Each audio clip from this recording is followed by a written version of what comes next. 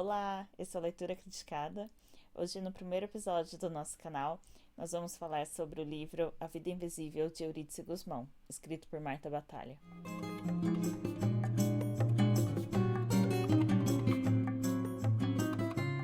Olá, esse é a Leitura Criticada. Hoje estamos aqui no nosso primeiro vídeo do canal e nós vamos começar falando sobre o livro A Vida Invisível de Eurídice Gusmão, escrito por Marta Batalha. Esse livro foi publicado pela Companhia das Letras em 2016 e foi escrito por uma autora brasileira, mas apesar disso, ele primeiro teve uma repercussão grande no exterior e foi publicado no exterior primeiro, antes de chegar no Brasil.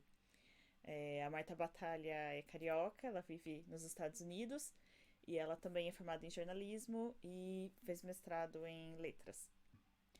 Eu descobri A Vida Invisível de Eurídice Gusmão no podcast da Companhia das Letras, que foi a editora que publicou o livro no Brasil. E eu resolvi ler porque me chamou a atenção o tema, que tem uma temática feminista, e por se passar na década de 40, que eu sempre achei super bonitinho, interessante. E a história me parecia algo que eu gostaria de escutar, até algo que eu gostaria de escrever a respeito, né? Uma mulher com vários talentos que não consegue desenvolver ali, não consegue separar o papel de dona de casa, de mãe e dos seus talentos artísticos e tal. O livro é a história de duas irmãs, a Eurídice e a Guida, e ele se passa durante a década de 40 no Rio de Janeiro, numa sociedade bastante machista, né, como dá para imaginar.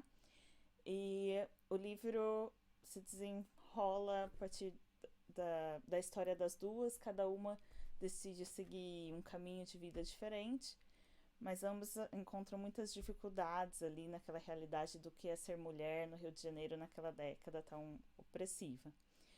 Ah,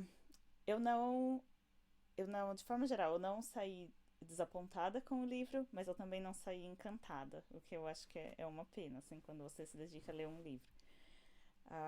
Eu acho que ele, na minha opinião, ele tinha muito potencial, ele trata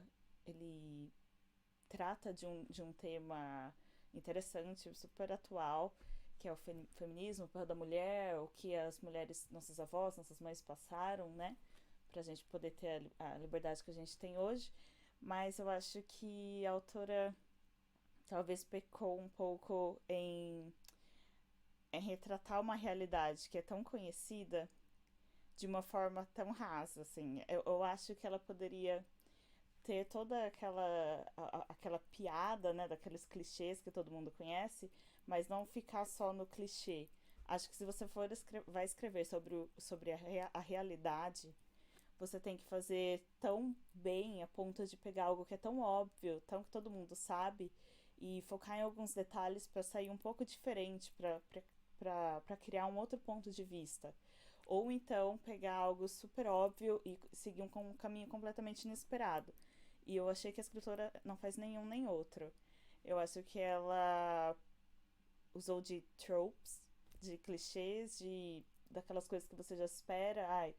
A mulher na década de 40 tinha potencial, mas não consegue seguir. O marido não aceita. O marido espera a janta na mesa. O português que tem a venda. A vizinha fofoqueira. Eu acho que ela utilizou de tantos clichês, de tantos personagens já típicos que a gente conhece, e ela só ficou naquilo. Eu gostaria que ela tivesse me surpreendido mais com algum personagem fazendo algo que eu não esperava que fosse acontecer. Se tivessem me dito que o livro era bem assim, uh, sem surpresas, é como se eu pudesse ter dito o que ia acontecer durante a história sem antes de ter lido. O que mais? Mas, por outro lado, várias coisas me agradam, né? Enquanto eu estava lendo, eu achei meio parecido ali. Eu achei que ela estava tentando fazer um estilo Gabriel Garcia Marques, José Saramago. E depois eu até achei uma entrevista que ela deu para algum jornal, que eu não me lembro agora, dizendo que ela se baseia muito, que ela se inspira na literatura desses dois autores, né? E acho que ela fez bem, porque me lembrou mesmo a escrita deles, mas acho que, de novo, uh, Acho que ela se focou muito em reproduzir o tipo de escrita deles, ao invés de criar o próprio estilo dela em torno da escrita deles, que acho que é para isso que serve os grandes escritores, né? De inspirar, não ser imitados, assim. Outro ponto positivo é que todos os personagens, de certa forma, têm bastante potencial. É, dos personagens ali do núcleo principal, acho que todos foram foram bem construídos, todos têm uma linha, uma história, uma personalidade que ela segue fielmente aquela personalidade por todo o livro. Dá pra você se identificar cada personagem, as ações deles faz sentido com o que já foi apresentado antes. Então achei que todos têm um bom potencial. Mas eu acredito que tem alguns personagens ali que nem precisavam existir. Tem algumas histórias, alguns flashbacks de personagens secundários que eu não entendi muito bem o que eles estão fazendo ali no livro, porque eles não acrescentam muito pra trama. Então senti um pouco assim que foi pra criar contexto ou pra, sei lá, pra encher um pouco de página. Eu acredito que ela poderia ter feito melhor se ela tivesse escrito com menos personagens, mas focado mais em desenvolver de uma forma mais forte aqueles personagens. Um exemplo de um personagem que eu acredito que poderia ter sido melhor desenvolvido e até usado como um elemento surpresa, talvez na narrativa, é o personagem do marido da Eurídice, o Antenor. Ele é o típico homem machista, né? Tem toda aquela atitude de homem machista da década de 40 que a gente já espera. E apesar dele ter uma história interessante de fundo, ele meio que não faz nada além do que a gente já não esperaria que ele fizesse. O papel dele é um pouco vão, assim. Eu acho que poderia ter sido um pouco mais interessante, ao invés de só ficar naquilo. É um homem que bebe no sofá depois que chega do trabalho e quer comida na mesa. E não fala muito com os filhos. Eu acho que poderia ter sido melhor desenvolvido. A, a parte que eu mais me interessei por ele foi quando ela começa a contar a história de fundo de vida dele, da relação com a família dele, com a mãe. E passou tão rápido. A hora que eu tava ali me interessando, pronto, acabou a história do Antenor. Eu acho que é muito mais interessante do que a história da vizinha fofoqueira. Eu teria ido muito mais pelo desenvolvimento desse lado.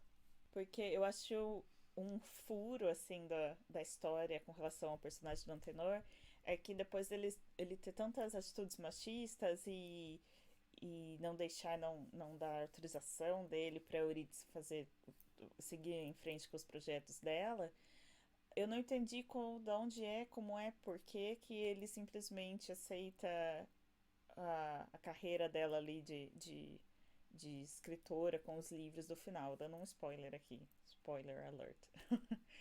Eu acho que, claro, o livro está falando sobre feminismo, para falar sobre a mulher, sobre o sofrimento dela, o que ela passou, o desenvolvimento da vida dela, mas acho que isso não é uma desculpa para só deixar um personagem que, por mais que seja por um lado negativo, poderia ter sido mais importante, melhor trabalhado. Então é por isso que pra mim foi um livro só ok. Não é um livro errado, não é mal escrito, não é que é um livro ruim, não é isso. Eu só acho que com tanto potencial de uma história legal, de um tema que já é tão falado, assim, que está tão em pauta no momento, eu esperei que ela tivesse feito mais com a história.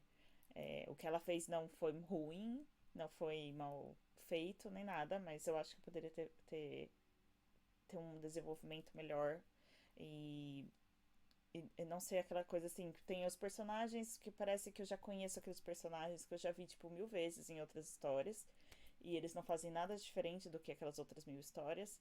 O contexto também é o mesmo contexto de vários outros livros e filmes que a gente vê por aí e não há nada diferente naquele contexto que caracteriza, que dê algum diferencial pro livro, sabe? Pra você falar, nossa, eu já vi isso, já escutei tanto sobre isso, mas eu nunca parei pra pensar dessa forma.